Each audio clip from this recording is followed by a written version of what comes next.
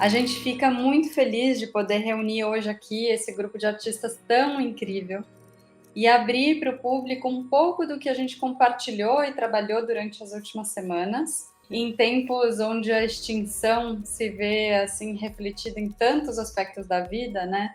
Celebrar esses laços construídos, mesmo que foram construídos a partir da distância, dá assim um pouco de fôlego para a gente seguir resistindo às forças de opressão, ao genocídio, à barbárie, e construindo os afetos e abrindo esse espaço para imaginar um mundo e um futuro possível.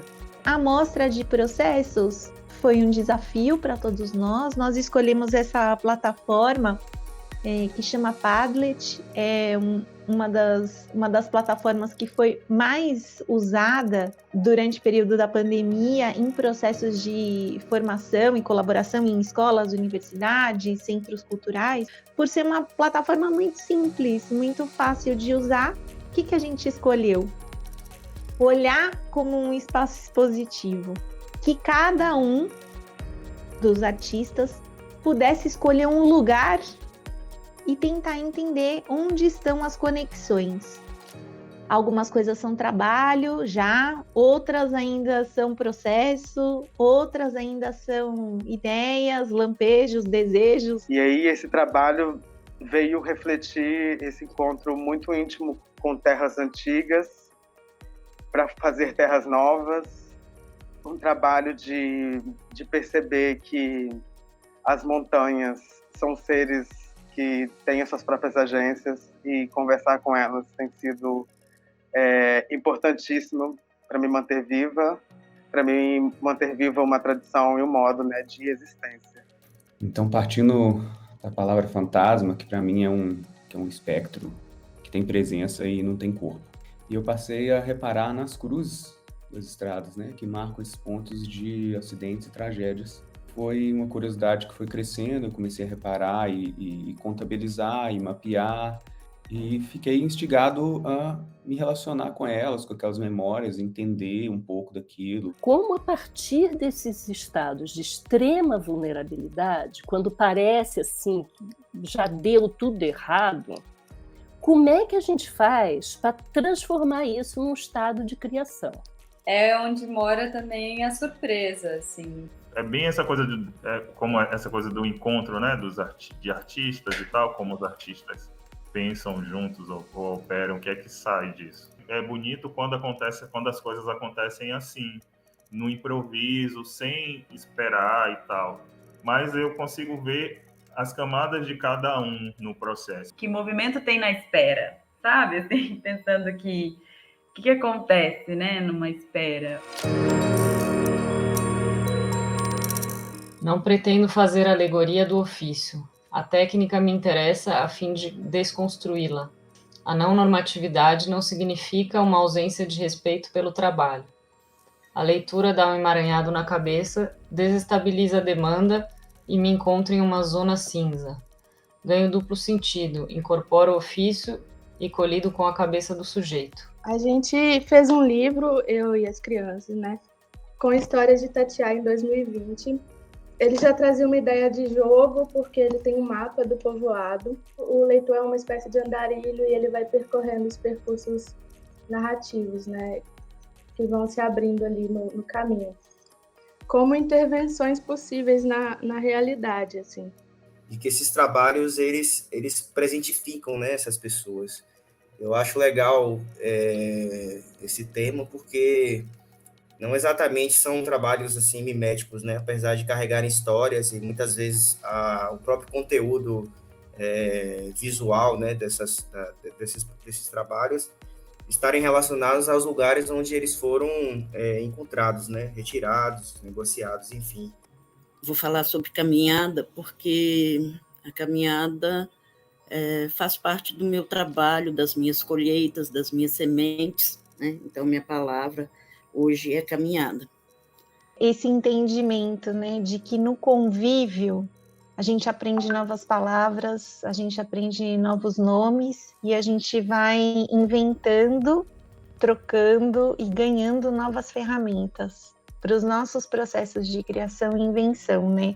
Invenção de trabalho, invenção de relação, invenção de mundo. E a minha pesquisa atual, ela é a respeito de um conjunto de roupas de proteção, pela qual eu iniciei a minha pesquisa no ano passado, que são essas roupas de aplicação de agrotóxicos, a qual eu começo a pesquisar dentro da minha família a utilização dessas roupas, principalmente porque eu via com muita frequência o meu pai se vestindo com elas para poder aplicar agrotóxicos nas lavouras de café e até de outras monoculturas.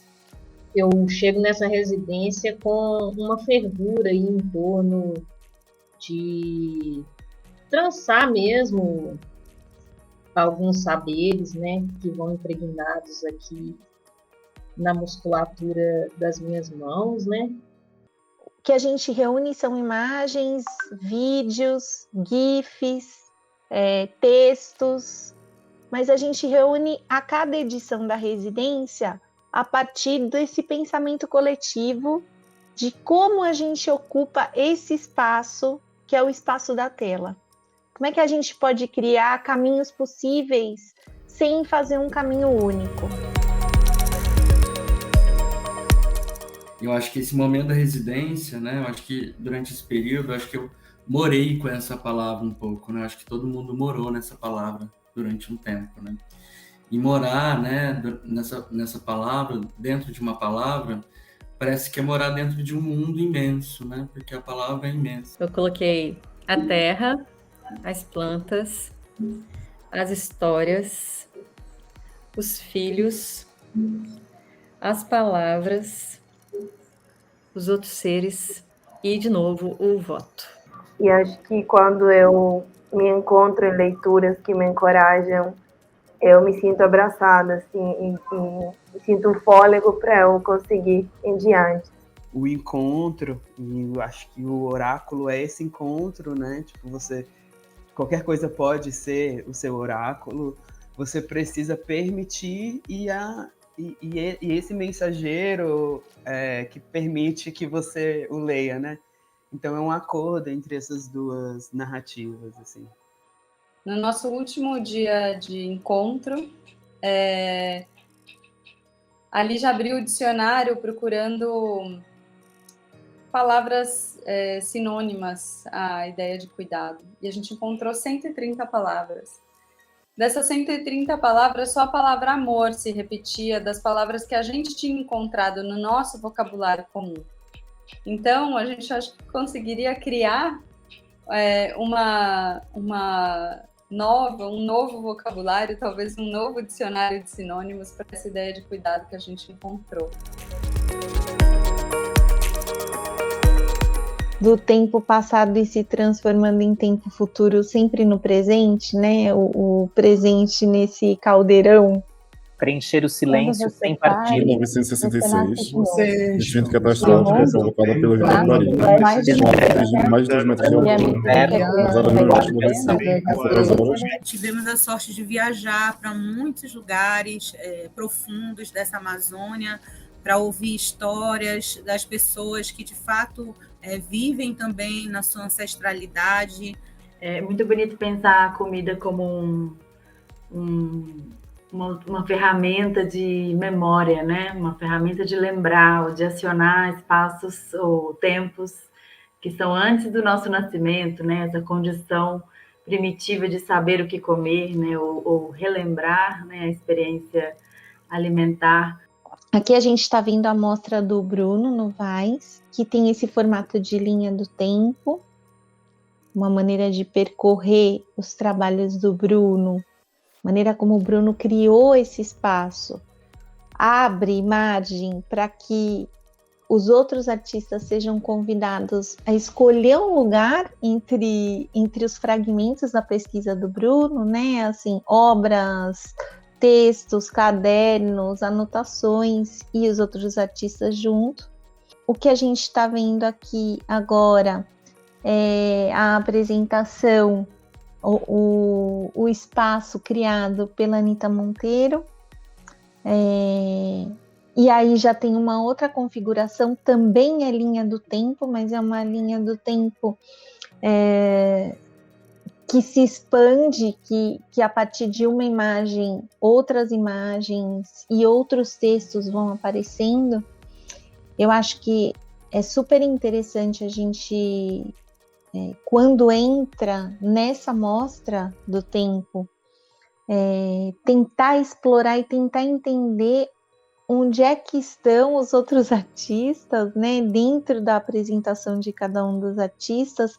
A gente até conversou um pouco que a gente usou aquela ideia da astronomia, do buraco de minhoca, né? Assim, a gente poder ter um portal dos portais e a gente conseguir conectar os diferentes tempos dos diferentes artistas a partir da presença de todos em todos esses caminhos. Então é como se a gente pudesse criar caminhos por dentro dos Padlets. Essa lembrança que o Paulo Freire nos dá de que a gente precisa enfrentar os debates, né, por mais difíceis que eles sejam em determinadas condições de transição política, ou de adversidades socioeconômicas, né, ou de grandes embates que o nosso contexto histórico nos impõe. Então, relembrar que a gente não pode fugir desses debates, né?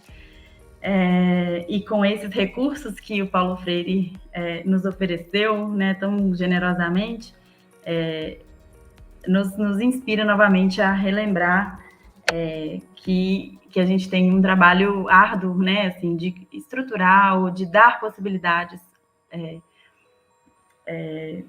de um campo humano, né, humanizado, para que esses debates, essas conversações aconteçam, né? E aí ele pergunta, né, antes de apresentar os círculos de cultura, né, assim, como aprender a discutir e a debater com uma educação que se impõe, né? Então, como que a gente pode também, a partir das artes visuais, né, aprender a debater e a discutir sobre questões que dizem respeito ao nosso contexto, né? Então, olhando para trás, né, e revendo o que são essas palavras geradoras que nós convidamos esses artistas todos a refletir e a abrir as rodas, né? Eles todos trazem questões que são extremamente relevantes para o nosso contexto e todos nos ajudam à sua maneira, todos os artistas, né, desse conjunto, a potencializarmos essas conversações que são difíceis mesmo e que precisam ser enfrentadas, né?